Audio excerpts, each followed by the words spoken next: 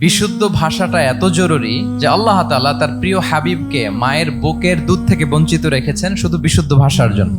একজন মানুষ সর্বপ্রথম কোন জিনিসের প্রেমে পড়ে জানেন? কথার প্রেমে পড়ে। কথার ধরন, কণ্ঠস্বর, তার অ্যাটিটিউড, তার শব্দের জাদু, এটা মানুষের হৃদয়কে জয় করে ফেলে। তো রাসূল সাল্লাল্লাহু আলাইহি ইসলামের এই এলোকোয়েন্স ছিল। তিনি বলতেন আল্লাহ তাআলা আমাকে সর্বমর্ম বাচন ভঙ্গির অধিকারী করেছেন। মানে উনি যেটা বলতেন এটা ছিল very precise in wording but comprehensive in meaning. এটার যে দোতনা, এটার যে appeal to the heart of the people, to the heart of the listener, এটা অসাধারণ। মানুষের হৃদয়কে জয় করে ফেলতো। আল্লাহু আকবার। তিনি এমন ভাবে কথা বলতেন, কথার মাঝখানে পজ দিতেন, মানে একটু থামতেন যাতে করে শ্রোতারা বুঝতে পারে। এত চমৎকার করে ওনার প্রেজেন্টেশন ছিল, বক্তব্য মালাগুলো ছিল, ফলে যারা শুনতেছে ইজিলি মুখস্থ করে ফেলতে পারত। রাসূল সাল্লাল্লাহু আলাইহি ইসলামের সবচাইতে বড় ভাষণটি ছিল বিদায় হজের ভাষণ, খুব সম্ভবত। ওই ভাষণের টেক্সট গুলোকে যদি একসাথে করা হয়, আমার মনে হয় 10 মিনিটের বেশি লাগবে না ওই টেক্সট গুলো পড়তে। তার মানে সবচাইতে বড় যে ভাষণ ওনার, ওটা কত ছিল? 10 থেকে 12 মিনিটের ভাষণ ছিল। আমরা তো ঘন্টার পর ঘন্টা বক্তব্য করি, তারপরেও তো আমরা মানুষের মনকে খুশি করতে পারি না। উনি সেই যে 1400 বছর আগে